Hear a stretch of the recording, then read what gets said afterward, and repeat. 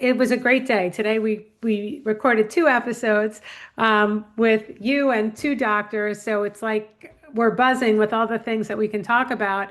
Our guest today, Dr. Fahimeh Sasan from Kindbody, really talked about, some new models, how Kindbody was really a pioneer in building a center of excellence for IVF really and reproduction Yeah. in Walmart.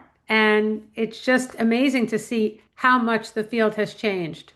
Not only progress scientifically, but it just seems that, uh, you know, really high-priced care and procedures has truly become democratized. Well, at least We we're getting there. We're getting we are. closer. Yeah, absolutely. So let's take a listen to Dr. Sasan. Welcome to the Business of the V. Hello, friends and colleagues. I'm Dr. Alyssa Dweck. And I'm Rachel Braun-Scherl.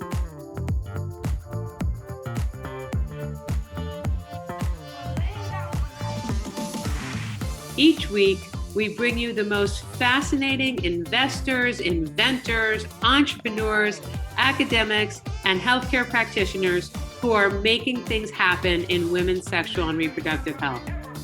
If you are a woman, know a woman, have a business, or care about your V health and wellness, fasten your seatbelts and listen in to another informative and inspiring episode. We are so excited to welcome our guest today, Dr. Fahimeh Sasan of Kindbody, who brings a wealth of experience and exciting information to us today on Business of the V. Welcome. Hi, thank you so much for having me. It's such a pleasure to be with you today, and excited to have this conversation. Same here. So Dr. Sasan and I got to be at an event together about 10 days ago, and we realized we're always meaning to catch up and connect. So here we are. To start with, I always love when we have two doctors. Alyssa knows that you guys go into this medical mind melt. But one of the things that's really interesting to us, because Alyssa's done the same thing, is doctors who are practicing and seeing patients and are also in a business. Mhm. So, talk a little bit about your background and your training and what got you from not just being a practitioner, but from being a practitioner to also being part of a large company. Absolutely. So I am a board certified OB-GYN. I did my training at Mount Sinai Hospital here in New York, on the Upper East Side. Did my OB-GYN residency there and then stayed at Mount Sinai as a full-time faculty member, both in private practice setting as well as training residents for 12 years.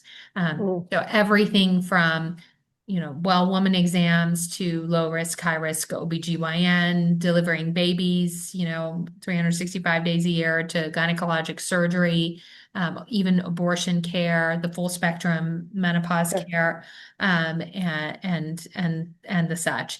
And then one of my patients who was just a patient, I didn't know her in any capacity, was Gina Bartesi, who is the founder of Progeny and then subsequently also the founder of Kindbody.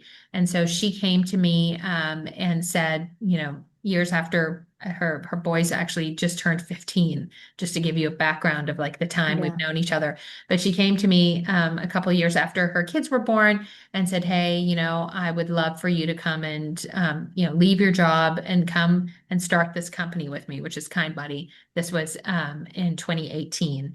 And at the time, the company did not exist in any capacity, like nothing. It didn't exist at all. It was just some idea in her brain. There was no clinics or anything. And I was like, did you remember that I'm like a doctor and have a full-time job here? And so I actually said no to her a few times. And so finally she came back and was like, no, no, I'm serious. And, here's the funding and I have a contract to give you and all of that. And so, and uh, Alyssa will attest to this. Doctors are traditionally really risk averse. Yes. And I think it's just by the product of everything we've ever done in our lives was in a time, you go straight from obviously like high school to college, you go from college to medical school to residency, residency to your job. And if you look at the typical doctor, they're also the ones that like never did the study abroad, or whatever. Maybe they took a research year. That's My like God, their I so get this. I feel yeah, like you're right. And explaining my life. Yeah. so like to come to a doctor and be like, "Why don't you come to be a part of a startup that doesn't exist?" I even remember when I told my colleagues that I was leaving, they're like, "Well, what hospital are you going to deliver at?" And I was like, "No, no, there's no hospital. Where are you going to be seeing patients?" I was like, "Well, we haven't figured that out yet." And they were astonished, like, "Are you okay? Do we need to get you like mental health?" But I attribute to the long part of this and what I think is really important for people in general is really having a really good mentors. So I actually went to the chairman of Mount Sinai Hospital at the time, Michael Broadman, who himself is an OB-GYN, very well respected. He's subsequently retired. But I told him about this opportunity and the funding that was there and all of that and what the vision was. And what he told me at the time, he was like, "Look, you're a young 30-something-year-old doctor. This is a really unique opportunity." And he goes, "And worst thing that happens is it doesn't work out and you come back and we'll be here and you'll continue to do what you were doing before. But this seems like a really unique opportunity and I encourage you to do it." And when a chairman of a large hospital tells you that this is probably a good idea, you're more prone to listen. And so I did, and that was 8 years ago. And Amazing during this story. time, we built from scratch a company that today has 26 IVF clinics across the country, partners with, nearly 140 employers, including Walmart, SpaceX, Tesla. We built a for on-site clinic at Disney World. I've done so many things from a professional growth perspective, and continued all along to still see patients. And so I think the last piece I would say to this is that I am seeing more doctors entering the business world. It's not as unique as it was 8 years ago. 8 years ago, people looked at Yeah. you funny, like, It's funny. We used to call it going to the dark side because yeah, I share your experience and wow, it was so scary. And wow, I did not have such an amazing mentor to give me encouragement. So your story is incredible. I'm so curious because you entered IVF repro endo type of business and it's grown enormously. Yet you yourself were not an REI or a reproductive endocrinologist. yeah. How did that happen and how did that feel? Yeah. And so one of the biggest parts of that, and I actually think it's a huge value proposition that I bring to the table is number one, a huge part of reproductive endocrinology and IVF care is obstetrics. I mean, it's just Yeah, an extension of it, right? So if you think about the workup that a woman needs, a workup that a man needs, genetic carrier screening, preconception testing, fertility evaluation should be, unfortunately, they're not, but should be bread and butter for OB-GYNs. yeah, Unfortunately, we live in a healthcare training world where not enough attention has been given to encouraging men and women to do early fertility testing. The historic thought was you should wait till you have a problem. And right. I always say, equate that to it would be like telling everyone you should wait till you have a heart attack before you see a cardiologist. And we would all agree, no, no, please see a cardiologist so you can prevent a heart attack, right? But in fertility, it's you wait till you've had the equivalent of a heart attack, which means multiple miscarriage, years Yeah, of infertility to actually see the expert. So part of our thought process with Kindbody was that we don't want to wait for people to be referred to a fertility clinic because we find that by the time people get referred to a fertility clinic, it's typically later than you wish they had come to you. The number one thing with fertility is time is essential and so sacred, especially for women, as our fertility declines with age and time. And so the idea was that if we incorporate an OB-GYN into this business model, where you're hopefully, number one, advocating for women, even at young ages, to proactively look into their fertility, it can actually be its own feeder. that now you're not waiting for referrals as a subspecialist, that you are meeting people way earlier in the journey. And so that was one process. The other is that in this field of fertility, there is a shortage of REIs. There's only 1,500 board certified reproductive endocrinologists, and it's become a huge debate with the American Society for Reproductive Medicine of what do we do? And there was for a time a lot of petitions to add fellowship spots through the ACGME, which is what accredits Mhm. fellowships training spots for doctors. I just want to stop you for 1 second because this is always so shocking to people who Yeah. aren't in the field. So explain a little bit more about the process that, there is a body that decides how many new Yeah, trainees it's can be in the crazy. field So, every and it's year. really political. It's really political. So anything, this isn't unique to women's health, right? And all the American Medical Association runs medical schools, and there has to be certification. You can't just put a shingle up and open a school. And then there's each specialty has its own college. American College of Obstetrics and Gynecology, the American Pediatric Association, American Radiology, so on and so forth. And they're the ones who govern. It's not really a government thing, but they govern residency programs' It's not existence. quite a democracy. Yeah, no, but and so they govern the existence of a residency program, and they channel, some of it is public funding, some of it is private funding to these programs. Because you can imagine, for a hospital to train residents, it needs infrastructure, it needs money. It's not just free. Although some people would argue residents are cheaper labor, but nonetheless, it's a lot, right?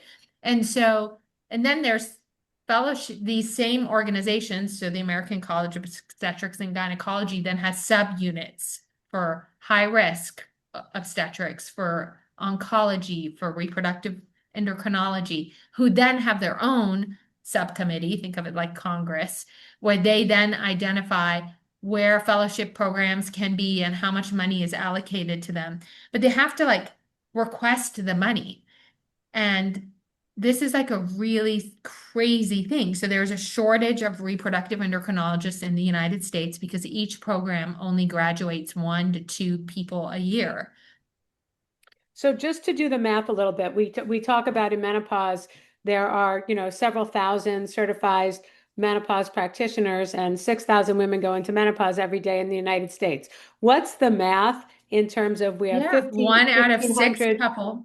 Yeah, one Mhm. out of six couples worldwide, and this was World Health Organization recent data, not just US. 1 out of 6 couples or adults will experience infertility, and they specifically changed it from women to adults because we know that up to 2/3 of fertility issues can be male related.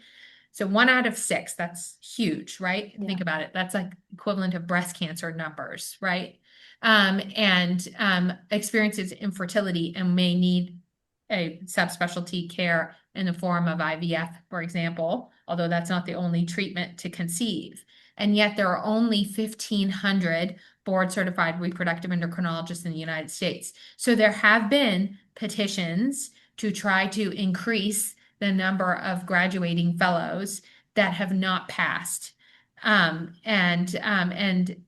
some of it is supply demand because, right? I mean, if there's a shortage of doctors, the ones that exist are going to, I mean, this is a horrible business side of this, are going to make more money. And then, so then there was this whole debate in this field of, okay, fine, if we can't have more reproductive endocrinologists, then do we train OB-GYNs, which there are more of? Well, that's what I wanted to ask because in general, we know Gestalt, I don't have numbers, that there will be a shortage of Mhm, OB-GYNs. mhm. So is this just a trickle down? If there are less OB-GYNs, then there will be less REIs because typically that's the Sure. Yeah, order of things. absolutely. Although there are a lot of OB-GYN, REI fellowship is highly esteemed Yes. and lots of people want to become reproductive endocrinologists. The other interesting part is only in the US does this fellowship program exist. Huh. Anywhere else outside of the US, there's training, but there's no board certified Certification. reproductive endocrinologist outside of the United States. Everywhere else, I'm talking about very credible fertility clinics all over Europe and Japan, which is leading the charge, and Saudi Arabia and South America. It's OB-GYNs who have been trained to do it, but Right. there's no subspecialty, which is really interesting. That So is now interesting. there's a whole debate, and it's a very contentious debate on, do we in the US, under the supervision of reproductive endocrinologists, train OB-GYNs to do egg retrievals and the procedures that related to IVF. And the argument for it is OB-GYNs typically do much more involved surgeries. They're doing C-sections and Sure. robotic myomectomies, and that from a hand-eye coordination and from a skill set, they actually have much higher surgical skills than an REI would. And why not take that surgical skill and use it in this case? That's one argument for it. But then the argument against it, which is coming from the REI community, is that this is like blasphemy. That's why there's 3 years of fellowship training, and this is so important. And I'm sure as we publish this, I will get some hate mail because people will be Good like, luck with that. "How could you So possibly?" with that perspective, with a huge need and a limited number of Yeah. certified practitioners, was that the problem that Kindbody was trying to solve, which is to increase the access to reproductive endocrinology care or to IVF? Just, IVF Yeah. obviously is a part Yeah. of reproductive endocrinology. Yeah, to Yes and democratize it, if you Yes will. and no. Certainly we didn't open this company with like there's an REI shortage and we're gonna somehow try to like train gynecologists. That was not the goal. Okay. We recognize that that can be part of the solution. The goal was more from an access issue, recognizing, and that's a lot has happened, thankfully, in the last 8 years. But if you rewind to 2018, it was still very much that only the rich, top white 1% of America was going to fertility clinics and able to afford it. Because, Yeah. even 8 years ago, it was predominantly a cash industry, and you had to walk in with your credit card or cash, seriously, to be able to afford IVF. And the costs were, which are still high, were much higher than they are today. And so our goal was actually to say that if 1 out of 6 adults are impacted by fertility, how do we improve access to the care from an actual being able to see a provider, but also access from a financial perspective. And so that's So, what our goal was, to partner directly with employers yeah. to add these types of benefits for their employees, but then recognizing that, for example, a company like Walmart has employees all over America, including small towns that don't have fertility doctors. And so how do we give access to the care to people that live in small town Kentucky and who don't know that having 3 miscarriages is It's room not for, good. this type of care? Here's today's hot flash. About 42% of US employers now provide some form of fertility benefit, although the percentage is lower for comprehensive IVF coverage and varies by employer size and survey methodology. And this is according to the International Foundation of Employee Benefit Plans. Take us through a patient journey. Is this provided via telehealth? Is it in person as well? Just because it is Yeah. so broad. So we do a combination, obviously. So we do have brick and mortar clinics, both Kindbody brick and mortar clinics, as well as other fertility clinics that we partner with. So we do have a very wide and broad footprint beyond where it says Kindbody. So that's obviously important because you still need to go into a place to have insemination and IVF.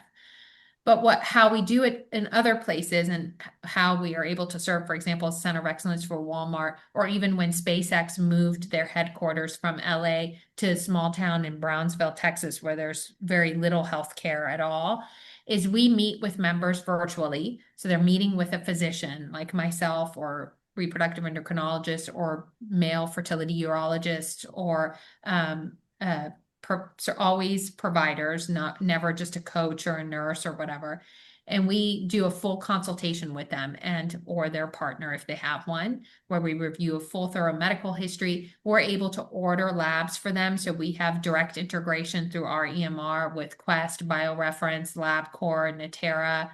So we're able to order all the testing that you need that you can then do at your local Quest or reference laboratory that exists all over the country now. We're able to send you genetic carrier screening kits to your home through the mail, and it's saliva kits that you can mail back.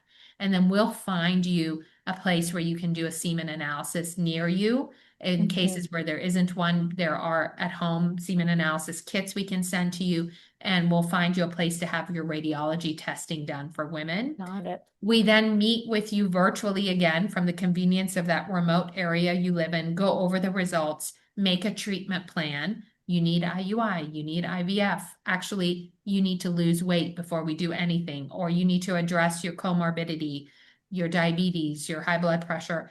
And so that's where we're improving care because we're limiting the amount of travel a patient needs to do. But we're also saying it's not time for you to enter this expensive fertility clinic because you need to address these other issues first. Or sometimes just telling a patient the only way you're going to conceive is donor egg IVF, and they immediately say, I'm not interested in that.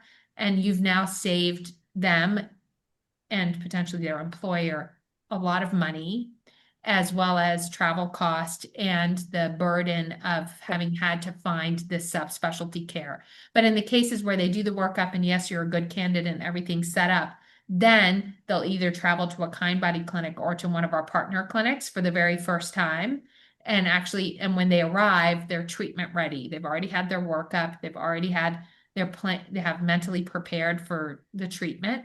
And so that's the journey. Now, if somebody lives next door to us, they would just walk in the door and be seen Sure. just like traditionally would be done. So interesting. I have a question because we've discussed cryopreservation Yeah. so many times on this podcast and of course in my practice. Do you provide this at Kindbody? And if Yeah. so, what is your age that this is recommended? Is it met with resistance since this is a highly accessible platform? Tell me a little about that. Yeah. So we do the full scope of anything fertility care. So everything from the least invasive timed intercourse to the most, complex donor egg, donor sperm, surrogacy, IVF.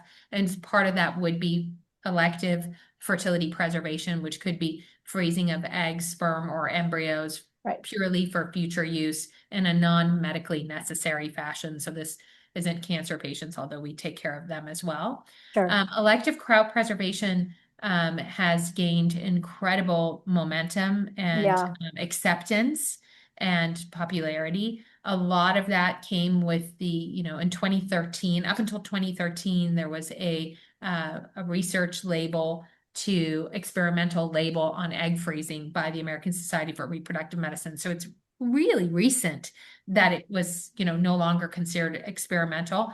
And that came with improvements in the technology called vitrification, which is the fast freezing of eggs, which then allows them to be frozen safely and then subsequently thawed. So the science, I'll start with that, has had huge leaps and bounds and is now no longer considered experimental. It used to be you talked about egg freezing and people are like, does it really work? Now everyone feels yes, and it does work. And for the right patients who has frozen their eggs in the right lab, the outcomes can be good.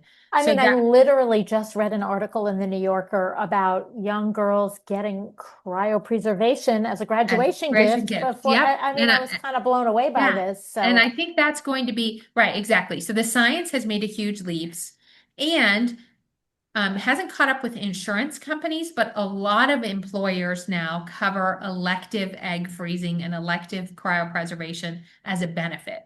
Yeah.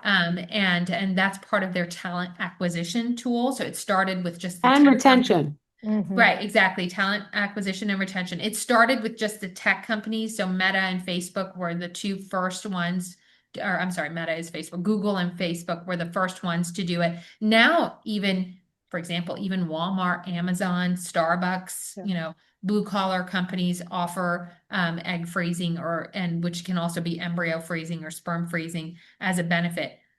like I said, the insurance companies haven't caught up yet, but the employers have. And so as a result, it's financially more accessible. Overall, I mean, it's still expensive, but overall, the cost of fertility treatment over the last decade has also gone down a little bit. And then we saw with like Trump RX, for example, some of the drugs have now become significantly less expensive.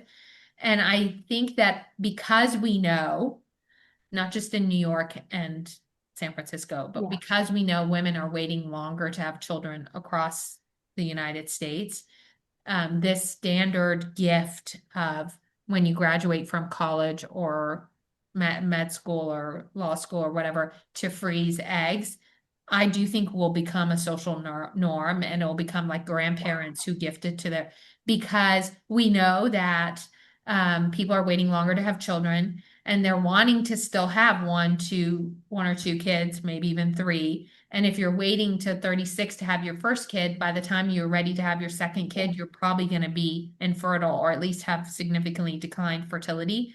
And so, and now that the science is more secure, it's not just throwing, money at the air.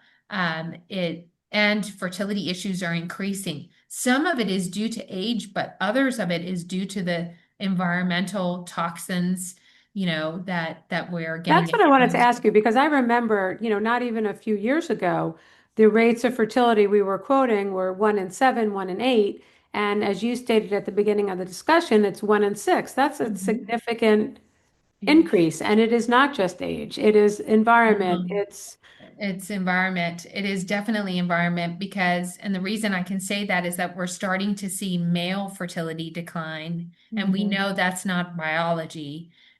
Male fertility is starting to decline, and there's a huge thought that is it the microplastics? Is it all of the Endocrine disruptors. Yeah. endocrine disruptors that are in our produce. And even if you're trying to eat healthy foods, there are all this pesticides and things in the soil. And where I was reading that we eat a credit card worth of plastic, like, is it once a week or All I something? know is we all have credit cards of plastic in our brain, Yeah. literally and figuratively, I'm sure. And so it's not just time. It's not well, part of it is people are waiting longer to yeah. have And children. we have a societal change in that women are starting their families later and later. But going back to the business, you have these 26 centers, you have a lot of partner organizations. One of the things that really struck me was, and it's a couple years ago now, that you made the Walmart announcement and did that partnership. How did that come about? And what did that entail? And one of the things you had mentioned a few minutes ago is, historically, people thought that IVF was just for the C-suite and senior executives and Yeah. people who were making, very large salaries. But when you take a company like Walmart, where there's so many frontline workers, Mhm. who many of whom are on, hourly, Mhm. it was really kind of a breakthrough to build this partnership. Tell us a little bit about Yeah, that and what it did for absolutely. their business and for yours. And to that Um, point, who pays Kindbody? Is it just the employer or is it the participants? yeah, no, absolutely. So I can talk to you about that. So, talking, we started the conversation with like being a doctor and where did your Yeah. how did you, what role do you play? It was really interesting because I led the conversations with Walmart from the very first conversation, where the first conversation was we're the largest employer in the United States and And who were you speaking to at Walmart? yeah, we're talking to like their benefits team. HR. So So, fascinating. and Walmart is really incredible when it comes to their benefits design. Lisa Woods, who's one of their leaders, has written Harvard Business Reviews on the importance of center of excellence. They're really progressive. They have a really refined center of excellence model because they understand that their employees are all over America and in very rural places where the town exists because there's a Walmart. And there is a really incredible dedication. And I think some of this comes from their roots of Sam Walton and Mhm. even some of the work their family is doing in revitalizing Northwest Arkansas, of really being dedicated to helping their people. And I say this, I'm obviously not a spokesman for Walmart. I say this because it's really inspiring and and incredibly unusual how much even though they're the largest employer in the world, how much they actually care about the health of their people and the communities that their people live in. It's really inspiring. So now, but you have this employer who's the largest employer in the United States. So any benefit that they add, it's not for like 5 people or even 1,000. Right. It's a huge, huge expense. And it's a huge expense. And so for them, it was a balance of recognizing, I mean, talent acquisition retention becomes a play because they're competing for the same people who work at Amazon in their factories and Yeah. who work at, um, you know, not Sam's Club, but Costco, you know, Walmart owns Sam's obviously, but they're dealing with the same people, grocery stores who are now adding benefits. HEB has benefits, Target has benefits, right? So they're Sure. dealing with the same kind of talent pool. And so I think for them, they recognize that in order to stay competitive from a talent acquisition perspective and retention, they needed to add benefit, but also recognizing that their people couldn't just walk into a fertility Right. clinic like in New York. So with that in mind, I'm curious to the extent that you can share it, are there metrics on behalf of Walmart or on behalf of Kindbody that show what a good idea that was? Because it sounds obviously incredibly logical. It sounds like a differentiator in terms of finding great talent. It sounds like a differentiator in terms of retaining customers. Are there any metrics that you have published together that demonstrate the success of a partnership like that? I think, well, first of all, we would need to have the follow-up with someone from their team present, just to be respectful. Lisa Woods and I are actually, presented our partnership at Business Group on Health, about 2 years ago now at their annual conference, and we're actually speaking at employee benefits, uh, event in September too about our partnership. But I think the key, which I can speak to, is that we have unequivocally been able to provide direct access, meaning that same thing I walked you through. We can meet with a provider and get your testing done and then subsequently travel to every state in America, including Puerto Rico, Yeah. and have had subsequently babies born from every state who are Walmart employees, and including people who come from towns that have like 500 people. And so I think that in itself, in just 3 years, probably speaks to what you were looking for. Yeah, But that's remarkable. and still being able to control their cost. And so Hmm. till this day, we have never exceeded the budget that they had set forth, and we haven't even gotten close to even meeting it, much less exceeding Okay. it, that they had set aside for this program. So So I for have people, one go quick ahead. question. I'm sorry before Rachel Yeah. closes us and lets you go. Do you miss clinical practice in the sense of running around to the OR, doing Yeah. deliveries, the, Yeah. hubbub Um, of all of that? Yeah, I mean, I see patients every day. So Yeah, I still see patients every day. So that part I would miss, and I'm glad that I'm still clinically yeah. involved and do menopause care and all of that. I would say the one part that was always my love was delivering babies, and that part, I would go back to in like a minute if I could somehow orchestrate it to include it in There's two of you. the 26th hour of my day. That part I do miss. Yeah. There's a lot of OB-GYNs who are kind of like itching at the moment to be able to stop delivering babies and just switch over to I would have been the opposite. Ah, And so that is something I always found really incredible to be a part of, that magical moment. So I do miss that. so for people, we now know from all the work that we've done that benefits have become a draw. People are Yeah. evaluating the benefit profiles that are available at different employers. How do people who are either at companies or going to companies find out if Kindbody is a benefit that their company offers? Yeah, so I mean, most companies' benefits are actually readily available online. It's not even behind a firewall because they use their benefits as a way to attract talent, like we were just talking about. But typically, you could just ask your HR benefits team, do we have fertility benefits or do we have Kindbody benefits?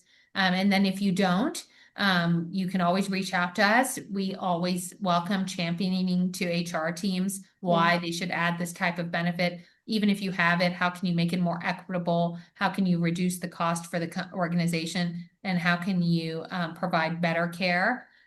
So that's those are the two levels. It's either ask to see if you have them, and then if you find out you don't have benefits, reach out to us because we can help advocate to them why they should add the benefit. Because it really is, I think for there was used to be that you had major medical, vision, and dental through your employer. Now it's almost standard that you also have some sort of fertility benefits.